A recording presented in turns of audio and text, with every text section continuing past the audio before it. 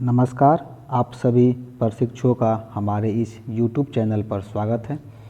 इस वीडियो में हम बात करेंगे बीएड प्रथम वर्ष के paper code C7A pedagogy of school subject के अंतर्गत 2020 में जो परीक्षा हुई थी आपके मुंगेर विश्वविद्यालय मुंगेर के द्वारा, तो उसमें जो प्रश्न पूछे गए थे उस प्रश्नों का विश्लेषण हम करेंगे।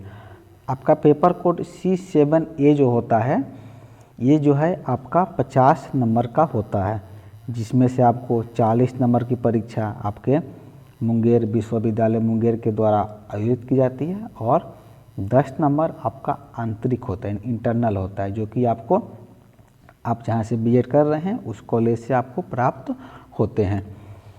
आपको बता दें जो पेपर कोड C7A में होता है, इसमें आपको क्या करना है, जो आपका ग्रेजुएशन का सब्जेक्ट है उसी में से आप चुनाव करते हैं। जैसे कि आप यदि साइंस स्ट्रीम के हैं तो आप साइंस लेंगे, साइंस का पेडागोजी पढ़ेंगे। यदि आपका सब्जेक्ट सोशल साइंस है तो आप सोशल साइंस लेते हैं। यदि आप कॉमर्स स्ट्रीम के हैं तो कॉमर्स वाले के लिए दो ऑप्शन रहता है, या तो अकाउंटेंसी ले सकते हैं या फिर बिजनेस स्टडी ले सकते हैं। तो इसमें से आप अपने सब्जेक्ट के अनुसार ही अपनी तैयारी करते हैं। लेकिन जब यदि आप इसका प्रश्न पत्र देखेंगे तो सभी स्ट्रीम के लिए एक ही प्रश्न पत्र तैयार किया जाता है।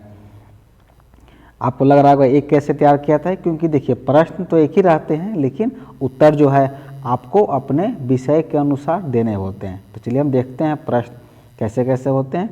उसके पूर्व आपको हम बता दें कि यह परीक्षा जो है 2 घंटे के लिए आयोजित की जाती है, जिसके लिए फुल मार्क्स आपको 40 होते हैं, जो कि मैंने आपको बता दिया है। आगे आप देखते हैं कि यहाँ लिखा हुआ है कि प्रत्येक इकाई से कम एक प्रश्न चुनकर कुल 4 प्रश्नों के उत्तर दें। यानी कि इस प्रश्न में आपको जो टोटल 3 इकाई दिए गए हैं और एक इकाई में 2 प्रश्न हैं। तो आपको करना यह है कि सब तीनों यूनिट से एक प्रश्न का उत्तर देना है। फिर उसके बाद फिर इन तीनों में से किसी एक प्रश्न का उत्तर दे सकते हैं। टोटल प्रश्न आपका 4 होना चाहिए और यूनिट आपका 3 है, लेकिन ये आपको ध्यान देना है कि तीनों यूनिट को आपको टच करना है। तो चलिए देखते हैं कि वो प्रश्न कौन कौन थे और किस तरह से आपकी परीक्षा में पूछे गए थे। तो आपका जो पहला जो प्रश्न था इसमें आप देख सकते हैं, कह रहा है कि लक्ष्य एवं उद्देश्य में क्या अंतर है। माध्यमिक स्तर पर आपके द्वारा चयनित विषय शिक्षण के उद्देश्य एवं लक्ष्य की विवेचना करें। अब देखिए प्रश्न तो यहाँ पर एक ही है, पर कह रहा है कि लक्ष्य और उद्देश्य में क्या अंतर है। जो भी हम लक्ष्य बनाते हैं, उद्देश्य करते हैं कि हमको ये लक्ष्य प्राप्त करना है, उसमें अंतर क्या है वो पूछ रहा है, लक्ष्य और उद्देश्य में अंतर। और फिर कह रहा है कि माध्यमिक स्तर पर आपके द्वारा चयनित विषय, यानी कि जो भी विषय आपने चयनित किया है, जैसे मैंने आपको बताया सोशल साइंस, साइंस या फिर अकाउंटेंसी या बिजनेस स्टडी, इन चारों में से आपने जो विषय चयन किया है उसके आधार पर आपको उद्देश्य एवं लक्ष्य की विवेचना करनी है।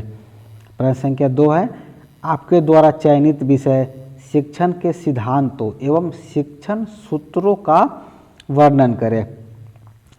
शिक्षण सूत्र जो होता है, यानी कि आप कह सकते हैं कि जो टीचिंग मेथड जो होता है, किस विधि से आप छात्रों को पढ़ाएंगे।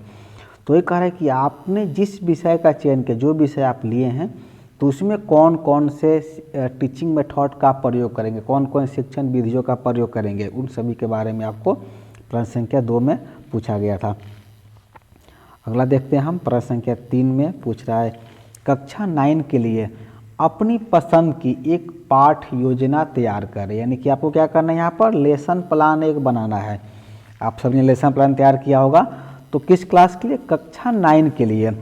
अब कक्षा 9 के लिए आप किसी भी सब्जेक्ट का जो आपको पसंदीदा, जिसको आप बेहतर तरीके से तैयार कर सकें, उसका एक पाठ योजना आपको तैयार करनी है।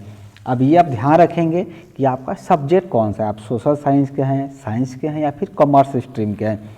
तो जो स्ट्रीम आपका होगा उसी में से किसी एक विषय का चयन करना है जो कक्षा 9 के लिए है। उसके लिए आपको क्या करना है, पाठ योजना यानी कि लेसन प्लान आपको तैयार करने हैं। प्रश्न संख्या 4 जो है इसमें आप देख सकते हैं, इसमें पूछा गया था आपसे कि शिक्षण कौशल से आप क्या समझते हैं। उदाहरण की सहायता से प्रस्तावना एवं उद्दीपन परिवर्तन कौशलों का वर्णन करें। शिक्षण कौशल जो होता है, जो टीचिंग स्किल जो होता है वो क्या होता है, टीचिंग स्किल कैसी होनी चाहिए, यानी आप छात्रों को ऐसे पढ़ाएं ताकि उन्हें समझ में आ सके। तो क्या होता है, उदाहरण के द्वारा इसके प्रस्तावना एवं उद्दीपन परिवर्तन कौशल जो होता है उसके बारे में आपको डिस्क्राइब करना है, बताना है। हम अगला देखते हैं यूनिट आपका सेकेंड जो है यूनिट 2 में जो है और प्रश्न संख्या 5 में पूछा गया था। इसमें कह रहा है आपसे कि सहायक शिक्षण सामग्री से आप क्या समझते हैं। सहायक शिक्षण सामग्री की विशेषताओं एवं आवश्यकता की व्याख्या करें। देखिए, सहायक शिक्षण सामग्री जो होता है टीचिंग एड इसे कहा गया या फिर टीचिंग लर्निंग मटेरियल भी इसे कहा जाता है। इसे आप शॉर्ट में TLM भी कह सकते हैं, टीचिंग लर्निंग मटेरियल, यानी कि वैसी सामग्री जिसका प्रयोग हम शिक्षण के दौरान करते हैं, पढ़ने पढ़ाने के दरमियान हम जिन सामग्रियों का प्रयोग करते हैं उसे सहायक शिक्षण सामग्री या फिर टीचिंग लर्निंग मटेरियल या फिर टीचिंग एड्स भी उसे कहा जाता है। तो कह रहा है कि ये क्या होता है, उसे आप क्या समझते हैं और इसका जो है विशेषताओं और आवश्यकताओं की व्याख्या करें। इसकी क्या विशेषता है और इसकी आवश्यकता क्यों पड़ती है क्लास के दरमियान, वो आपको बताना है। प्रश्न संख्या 6 में भी कह रहा है कि आपके द्वारा चयनित विषय के एक अच्छे पाठ्य पुस्तक की विशेषताओं का उल्लेख करें। वही फिर क्वेश्चन है कि आपने जो विषय चयनित किया है उसमें से कोई एक अच्छा पाठ्य पुस्तक, कोई भी आप सब्जेक्ट ले सकते हैं, आपने चयनित विषय में से उसके एक कोई पुस्तक लेना है और उस पुस्तक की आपकी विवेचना करनी है, उस टेक्स्ट बुक के विशेषता के बारे में आपको बताना है कि उसमें कौन कौन सी विशेषता है।